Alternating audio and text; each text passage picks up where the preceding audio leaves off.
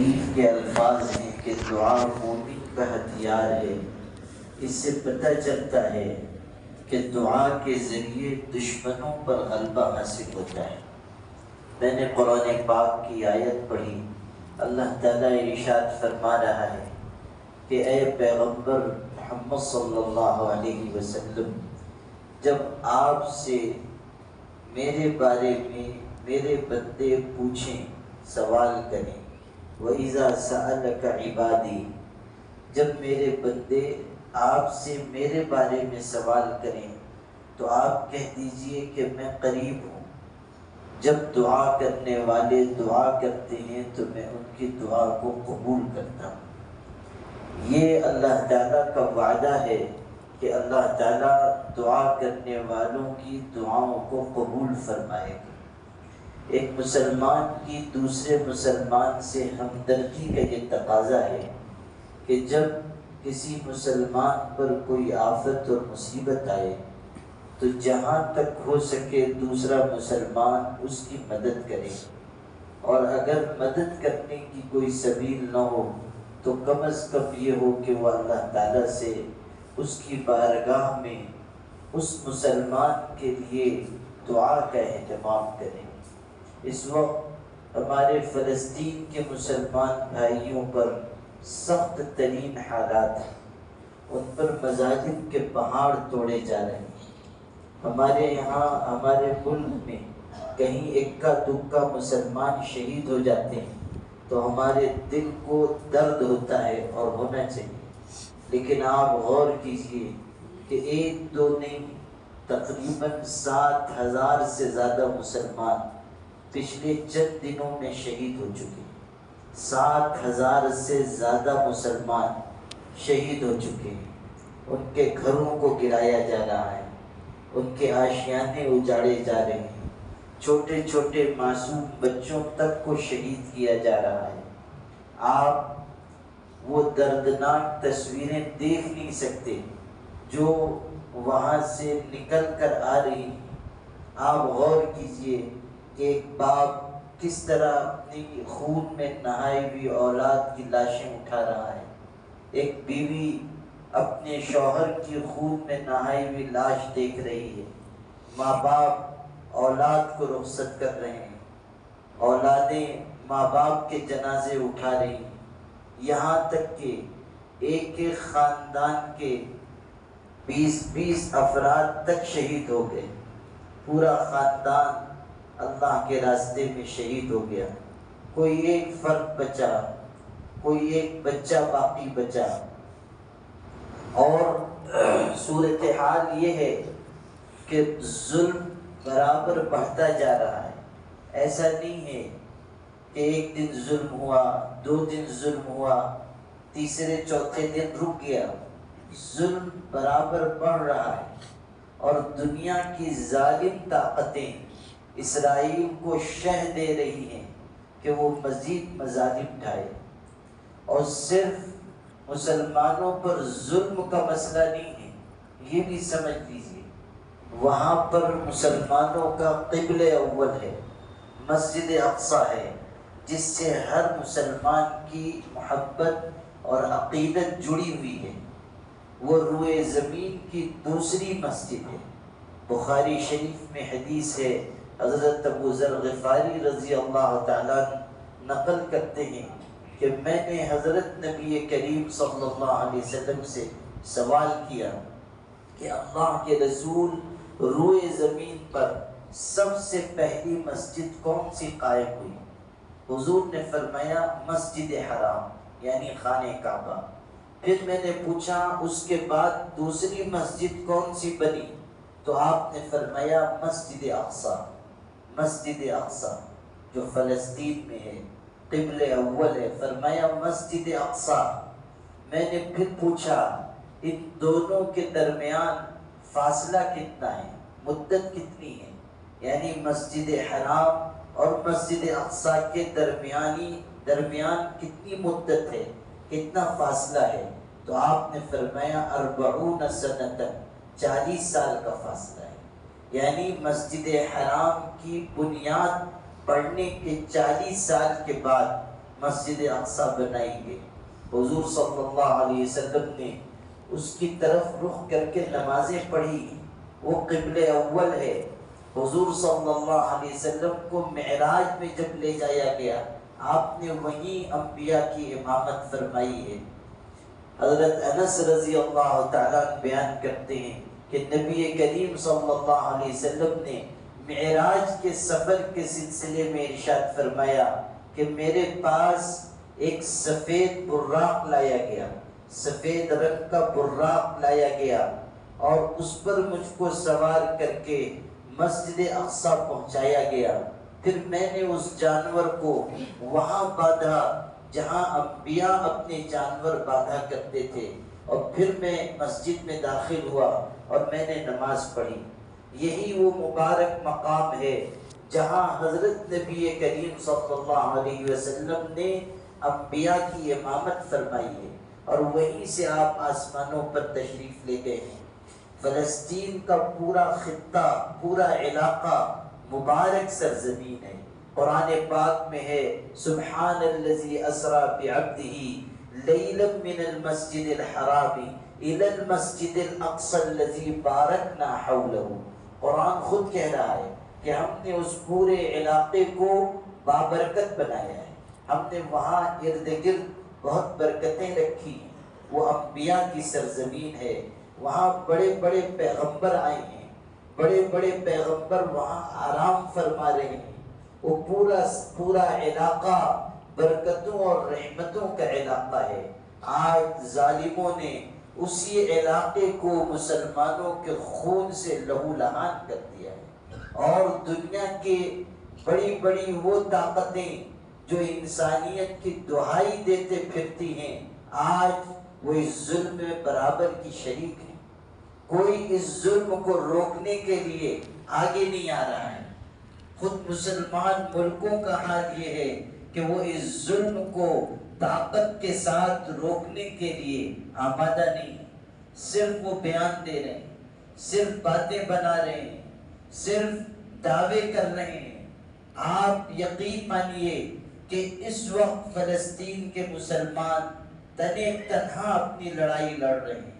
اور یہ بھی حقیقت آپ کو معلوم ہونی چاہیے کہ یہ جو یہودی وہاں آباد ہیں یہ وہاں کے رہنے والے نہیں ہیں. مسلمانوں نے ان کو پناہ دی تھی، یہ لوٹے پٹے پھر رہے تھے، کوئی ان کو رکھنے کے لیے تیار نہیں تھا، کوئی ملک ان کو پناہ دینے کے لیے تیار نہیں تھا. مسلمانوں نے رحم کھا کر ان کو اپنے ہاں جگہ دی. لیکن یہ ایسے احسان فراموش ہیں کہ آج اپنے محسنوں کو ڈس رہے ہیں، آج ان لوگوں کو وہاں سے نکالنا چاہتے ہیں جن کے باپ دادا نے انہیں وہاں رہنے اور ٹھہرنے کی جگہ دی تھی. اور یہ ایسے ظالم اور ستمگر ہیں کہ معلوم ہوتا ہے کہ ان کے پہلو میں دھڑکتا ہوا دل نہیں فولاد کا ٹکڑا رکھا ہوا ہے. آپ غور کیجیے، مسلمان جانے دیجیے، کوئی انسان بھی ہوگا تو وہ چھوٹے چھوٹے بچوں کی خون میں نہائی ہوئی لاش نہیں دیکھ سکتا. کوئی انسان اگر تھوڑی بھی انسانیت اس کے اندر ہے تو وہ عورتوں پر ظلم ہوتا ہوا نہیں دیکھ سکتا. لیکن یہ ایسے ظالم ستمگر بھیڑیا صفت لوگ ہیں کہ جو بچوں تک کو بخشنے کے لیے تیار نہیں ہیں. تقریباً 2500 بچے شہید ہو چکے ہیں. مریضوں تک کو انہوں نے نہیں چھوڑا. ہاسپٹل پر بمباری کر کے جتنے مریض زیر علاج تھے، ڈاکٹر تھے، جو وہاں تیماردار تھے، ان سب کو شہید کر دیا. آپ سوچئے یہ کتنا دردناک سانحہ ہے کہ جو زیر علاج تھے، زخمی تھے، ان کے اوپر بم گرا کر ان کو شہید کر دیا گیا. کھانا پانی بجلی روک دی گئی. یہ انسانیت کے مر جانے کی علامت ہے کہ آپ لوگوں سے کھانا پانی روک لیں، انہیں غذا اور علاج سے محروم کر دیں. یہی ظالم بھیڑیا صفت یہودی کر سکتے ہیں. یہ دنیا کی وہ بدترین قوم ہے کہ جس نے سوائے اپنے مفادات کے کسی اور چیز کو کبھی ترجیح نہیں دی. یہی وہ لوگ ہیں جنہوں نے حضرت نبی کریم صلی اللہ علیہ وسلم پر قاتلانہ حملے کیے، یہی وہ لوگ ہیں کہ جنہوں نے حضور کے اوپر جادو کیا تھا اور آپ کو جادو کے ذریعے سخت تکلیف پہنچائی تھی، یہی وہ لوگ ہیں کہ جنہوں نے بکری کے گوشت میں زہر ملا کر نبی کریم صلی اللہ علیہ وسلم کو کھلانے کی کوشش کی تھی۔ اللہ نے معجزاتی طریقے پر حضور کی حفاظت فرمائی کہ بکری کے گوشت میں سے آواز آئی کہ اللہ کے رسول مجھ کو مت کھائیے، مجھ میں زہر ملایا گیا ہے۔ کچھ ریشے گوشت کے کچھ ٹکڑے حضور صلی اللہ علیہ وسلم کے جسم اطہر میں داخل ہو گئے، تو اس کا اثر یہ ہوا کہ آپ بیمار ہوئے۔ یہ خیبر کی لڑائی کا واقعہ ہے، آپ بیمار ہو گئے، پھر اس کے بعد صحت مند ہوئے، لیکن پھر آخر عمر میں سن 11 ہجری میں آپ بیمار ہوئے، تو آپ نے اس موقع پر یہ بات ارشاد فرمائی تھی کہ جو زہر بکری کے گوشت میں ملا کر مجھ کو کھلایا گیا تھا اب وہ پھر اثر کر رہا ہے، اور مجھ کو ایسا معلوم ہوتا ہے کہ یہ میری آنتوں کو کاٹ کر رکھ دے گا۔ پھر اسی بیماری میں آپ کی وفات ہوئی۔ اسی لیے کئی بڑے علماء نے، اماموں نے یہ بات لکھی ہے کہ نبی کریم صلی اللہ علیہ وسلم کو اللہ نے شہادت کا مقام عطا کیا، اس لیے کہ جو زہر سے فوت ہوتا ہے وہ بھی شہید ہوتا ہے۔ تو حضور نبی کریم صلی اللہ علیہ وسلم پر ان لوگوں نے یہ وار کیا کہ آپ کو بکری کے گوشت میں زہر ملا کر دیا، اور آپ صلی اللہ علیہ وسلم کو اس کی وجہ سے تکلیف ہوئی۔ یہ ان کی تاریخ ہے کہ ہمیشہ انہوں نے حضور صلی اللہ علیہ وسلم کو، مسلمانوں کو، اسلام کی راہ پر چلنے والوں کو اذیت اور تکلیف کا نشانہ بنایا ہے، اور آج بھی صورتحال یہ ہے کہ یہ کوئی دقیقہ چھوڑنا نہیں چاہتے ہیں مسلمانوں کو تکلیف پہنچانے کا۔ یہی وجہ ہے کہ پوری دنیا میں اپنے ظلم و ستم کی ایک نئی داستان یہ غزہ کے لوگوں پر ظلم اٹھا کر لکھ رہے ہیں، اور دنیا دیکھ رہی ہے کہ کس طرح کے درندے لوگ یہ ہیں کہ جو نہتے مسلمانوں کو مار رہے ہیں، ان کو ان کے علاقے سے نکالنا چاہتے ہیں۔ آپ غور کیجئے کہ اگر کوئی اور قوم مسلمانوں کے علاوہ ان کے مقابلے میں ہوتی کب سے وہ میدان چھوڑ کر چلی جاتی، لیکن یہ ایمان کی طاقت ہے کہ یہ ڈٹے ہوئے ہیں، مسجد اقصی اور قبلہ اول کی حفاظت کے لیے اپنی جان کی بازی لگائے ہوئے ہیں، اور یقین مانیے اس گئے گزرے دور میں بھی جو ایمانی غیرت ان مسلمانوں میں ہے وہ ایک مثال ہے ساری دنیا کے مسلمانوں کے لیے، ساری دنیا کے لوگوں کے لیے، جو ان کے اندر ایمانی غیرت ہے، ایمانی حمیت ہے، اللہ کے راستے میں جان دینے کا جذبہ ہے۔ یہ ایک مثال ہے ساری دنیا کے لوگوں کے لیے۔ آپ دیکھیے وہاں کے کسی بچے سے ایک انٹرویو لینے والے نے پوچھا، جیسے پوچھا جاتا ہے بچوں سے، جیسے سوال کیا جاتا ہے کہ بڑے ہو کر تم کیا بنو گے، تو اس سے بھی پوچھا گیا کہ بڑے ہو کر تم کیا بنو گے، تو اس نے کہا، اور یہ جواب آپ دل کے کانوں سے سنیے کہ وہ بچہ کہہ رہا ہے، نوعمر ہے، 12-13 سال کی عمر ہے، وہ کہتا ہے کہ بڑے ہو کر کچھ بننے کی بات آپ کیا پوچھ رہے ہیں، ہم لوگوں کو تو بڑا ہونے سے پہلے مار ڈالا جاتا ہے، یہی ہماری زندگی ہے، یہی شہادت ہمارا راستہ ہے۔ آپ سوچئے کہ ایک بچے کے دل میں جو امنگ ہوتی ہے کہ آگے چل کر وہ یہ بنے گا، اس منزل تک پہنچے گا، وہ بچہ کہتا ہے کہ ہمیں تو بڑا ہونے سے پہلے قتل کر دیا جاتا ہے، مار ڈالا جاتا ہے۔ آپ اس کے باوجود ان کا جذبہ دیکھیں گے کہ وہ پیچھے ہٹنے کے لیے تیار نہیں ہے، وہ ہمت ہارنے کے لیے تیار نہیں ہے، بزدلی کے راستے پر وہ نہیں جا رہے ہیں۔ وَكَأَيٍّ مِّن نَبِيٍّ قاتل معه ربيون كثير فما وهنوا لما أصابهم في سبيل الله وما ضعفوا وما استكانوا۔ آپ پڑھیے قرآن میں تعریف کی گئی کہ جن لوگوں نے اللہ کے پیغمبروں کے ساتھ اللہ کی راہ میں لڑائی لڑی وہ کمزور نہیں ہوئے، بزدل نہیں ہوئے، اللہ کے راستے میں آنے والی مصیبت کی وجہ سے میدان چھوڑ کر نہیں غائب ہوئے۔ واللہ یحب الصابرین، اور اللہ ایسے ہی صبر کرنے والوں کو پسند فرماتا ہے۔ آپ دیکھیں کہ اس دور میں وہ صحابہ کرام کے دور کی مثالیں تازہ کر رہے ہیں۔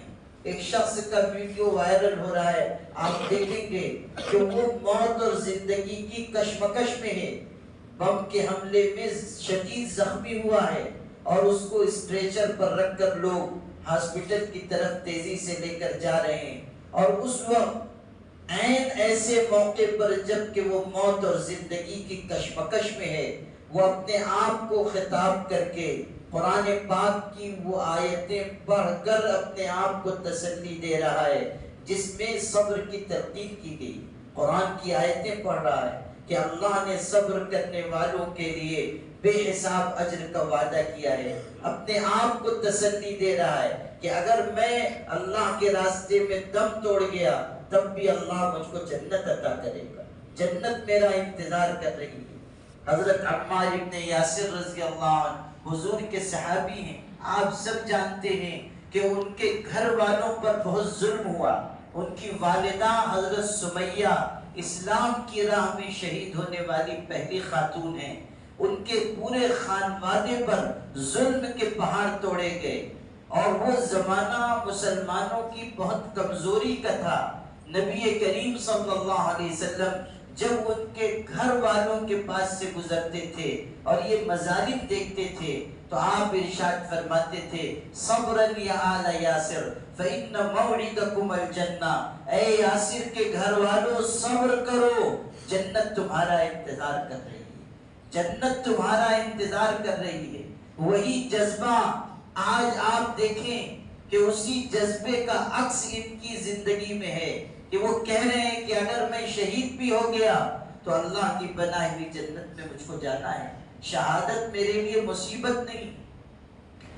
ہم کہتے ہیں عورت نازک دل کی ہوتی ہے، صرف نازک ہم عورت کو کہتے ہیں، اور واقعی عورتیں نازک دل کی ہوتی ہیں، کمزور ہیں، لیکن ایمان کے جذبے نے ان مسلمان بہنوں کو ایسا مضبوط بنایا ہے کہ وہ اپنے بچوں کو اللہ کے راستے میں بھیج رہی اور ان کی شہادت پر ملول اور رنجیدہ نہیں ہوتی، غمزدہ نہیں ہوتی، بلکہ ان کے دل میں یہ بات ہے کہ اگر ہمارے بچے اللہ کے راستے میں کام آ گئے تو یہ ہمارے لیے سعادت کی بات ہے۔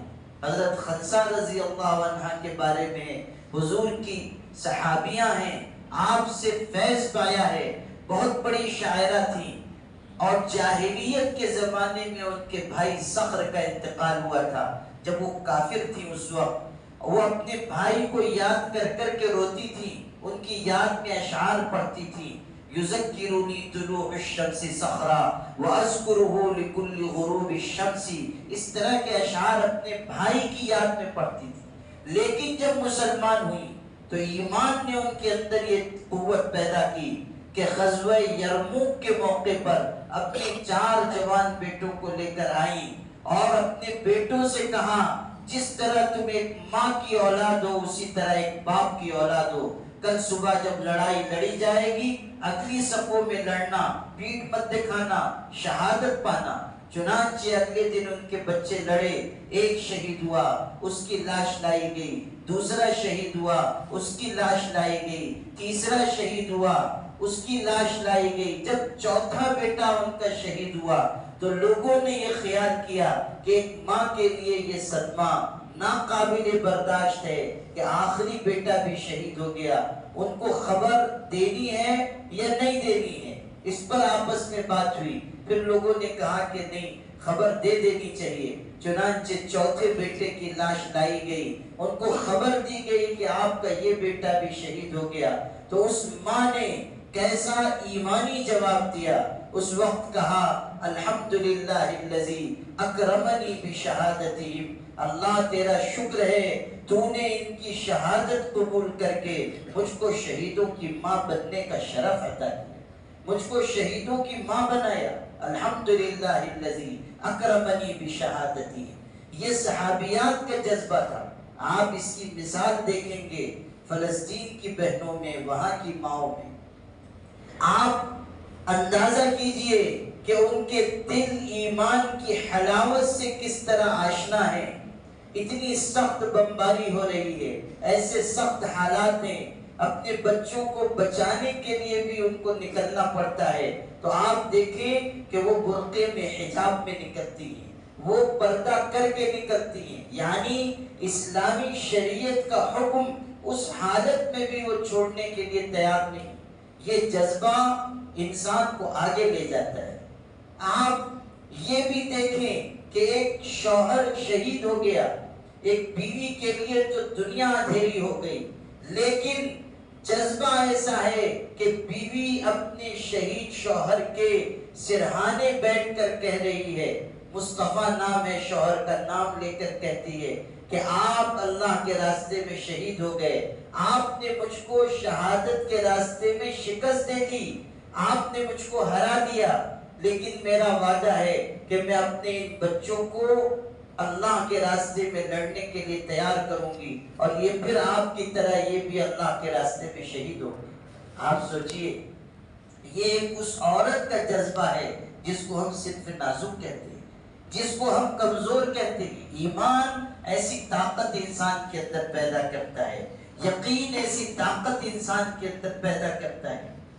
آپ یہ بھی محسوس کریں کہ قرآن پاک نے اللہ تعالیٰ کی راہ میں قربانی دینے کا جو مزاج پیدا کیا تھا، آج اس کی مثالیں، اس کے نمونے ان کی زندگی میں پائے جا رہے ہیں۔ دنیا کے مختلف خطوں میں آپ کو یہ غیرت ایمانی نہیں ملے گی، یہ دینی حمیت نہیں ملے گی، یہ اسلام پر مر مٹنے کا جذبہ نہیں ملے گا، لیکن اللہ نے ان کو یہ جذبہ عطا کیا ہے، اور اس جذبے کے ساتھ وہ آگے بڑھ رہے ہیں۔ چھوٹے چھوٹے بچے بھی دشمنوں کے مقابل ہیں، اور اس عزم کے ساتھ وہ کھڑے ہوئے ہیں کہ ہم اللہ کے راستے میں جب تک ہماری جان میں جان ہے مقابلہ کرتے رہیں۔ تو میرے بھائیوں، اس وقت جو مظالم کے پہاڑ ان پر توڑے جا رہے ہیں، اور جس جذبہ ایمانی کے ساتھ وہ اس کا مقابلہ کر رہے ہیں، ساری دنیا کے مسلمانوں کو انہیں خراج عقیدت پیش کرنا چاہیے، اور ان کے لیے دعاؤں کا اہتمام کرنا چاہیے۔ ہمارے بس میں بس یہ ہے کہ ہم ان کے لیے دعا کریں۔ ہم وہاں جا نہیں سکتے، کوئی مالی مدد ہم نہیں دے سکتے، حالانکہ اس وقت ان کو مالی مدد کی بھی ضرورت ہے، اس وقت ان کو علاج کی ضرورت ہے، غذا کی ضرورت ہے۔ پانی روک دیا گیا ہے، پیاس کی شدت میں کتنے لوگ زندگی گزار رہے ہیں۔ آپ سوچئے، ہم کھا پی رہے ہیں، اطمینان سے رہ رہے ہیں، پانی پینے کے لیے ہمیں کوئی دقت نہیں، کھانے کے لیے کوئی ہمارے پاس رکاوٹ نہیں، لیکن ہمارے کتنے بھائی ایسے ہیں کہ جو اس وقت جن سے کھانا پانی روک دیا گیا ہے، ان میں بچے بھی ہیں، بوڑھے بھی ہیں، عورتیں بھی ہیں، زخمی اور مریض بھی ہیں۔ آپ ان کی تکلیف کا، ان کے درد کا اندازہ کیجیے۔ یہ ٹھیک ہے کہ وہ حالات سے اللہ پر اعتماد کرتے ہوئے مقابلہ کر رہے ہیں، لیکن ہیں تو انسان، ان کے دل میں بھی درد ہوتا ہے، ان کے پہلو میں بھی دل ہیں جو درد مندی اور فکر مندی اپنے اندر رکھتے ہیں۔ آپ سوچئے کہ پورے خاندان کی شہادت پر اس اکیلے بچنے والے شخص پر کیا گزر رہی ہوگی، جو اپنے پورے خاندان کے لوگوں کے جنازے کی نماز پڑھ رہا ہے، باپ بھی ہے، ماں بھی ہے، بھائی بہنیں بھی ہیں، اکیلا ایک شخص باقی بچا ہے جو ان سب پر جنازے کی نماز پڑھ رہا ہے۔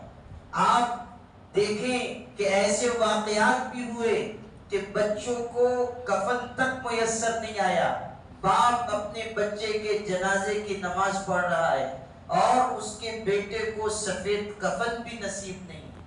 اتنے لوگ شہید ہو چکے ہیں کہ مردہ خانوں میں رکھنے کی جگہ نہیں رہتی، لاشوں کو رکھنے کے لیے ان کو دشواری ہو رہی ہے، جنازے اٹھانے کے لیے دشواری ہو رہی ہے۔ آپ سوچئے کہ ایسی کیفیت میں کیسے درد اور کرب سے وہ گزر رہے ہوں گے، کیسی تکلیف سے وہ گزر رہے ہوں گے۔ آپ دیکھیں گے کہ وہاں کا ایک ویڈیو فلسطین کا وائرل ہوا ہے سوشل میڈیا پر، ایک چھوٹا سا بچہ ہے 7-8 سال کا، باپ پہلے شہید ہو چکا، ماں بھی زخمی ہوئی کچھ دنوں کے بعد حملے میں اور اس کو ہاسپٹل لایا گیا، لیکن بیچاری ماں بھی بچ نہیں سکی۔ تو اس بچے کو جو اکلوتی اولاد ہے اس کو لایا جا رہا ہے کہ وہ اپنی ماں کا آخری دیدار کر لے، چھوٹا سا معصوم بچہ ہے، اور اس کو اس کی ماں کے پاس ہاسپٹل میں جہاں اس نے دم توڑا ہے لایا جا رہا ہے، اور وہ آنسوؤں سے رو رہا ہے۔ ظاہر ہے کہ باپ پہلے رخصت ہو گیا، اب ماں بھی رخصت ہو گئی، تنہا وہ دنیا میں باقی بچا ہے، اور احساس کی عمر تک پہنچ چکا ہے، 8-9 سال کا بچہ ہے، احساس کی عمر تک پہنچ چکا ہے۔ اندازہ ہے کہ والد رخصت ہو چکے، اب ماں بھی رخصت ہو چکی۔ آپ سوچئے کہ اس بچے کی تو ساری کائنات اندھیری ہو گئی، اور کس کیفیت کے ساتھ وہ آ کر اپنی ماں کے جنازے کو دیکھ رہا ہوگا، کس کیفیت کے ساتھ اپنی ماں کی لاش کو دیکھ رہا ہوگا۔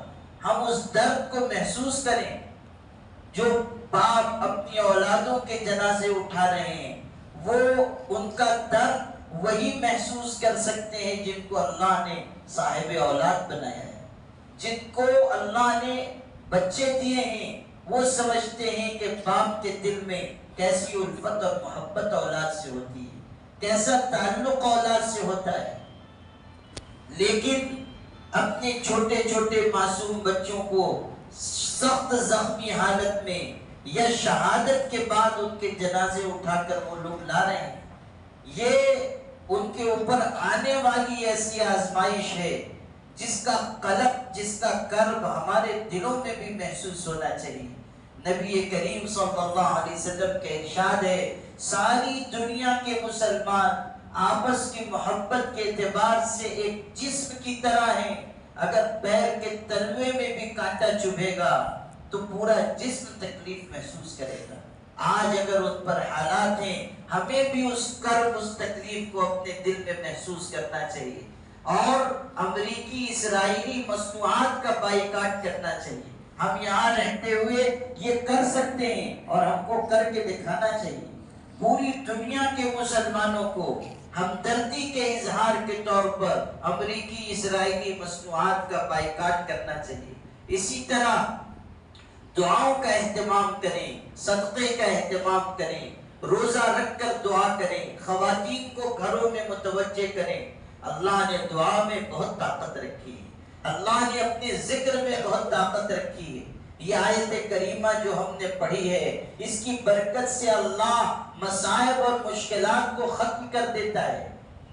صحابہ کرام نے حضرت نبی کریم صلی اللہ علیہ وسلم سے پوچھا تھا، اللہ کے رسول، جس دعا کے ذریعے یونس علیہ السلام کو مچھلی کے پیٹ سے رہائی ملی، کیا وہ ان کے ساتھ خاص تھی یا ہمارے لیے بھی ہے؟ حضور نے فرمایا تمہارے لیے بھی ہے، اگر تم بھی اس کو پڑھو گے اللہ غموں سے نجات عطا کرے گا، اللہ مشکلات سے تم کو رہائی عطا کرے گا، ہمارے لیے بھی ہے۔ تو ہم اہتمام سے آیت کریمہ پڑھیں، استغفار کریں، توبہ کریں، درود شریف کی کثرت کریں، سورہ یاسین شریف کا ختم کریں، جو جو ہم سے بد پڑے ہمیں کرنا چاہیے۔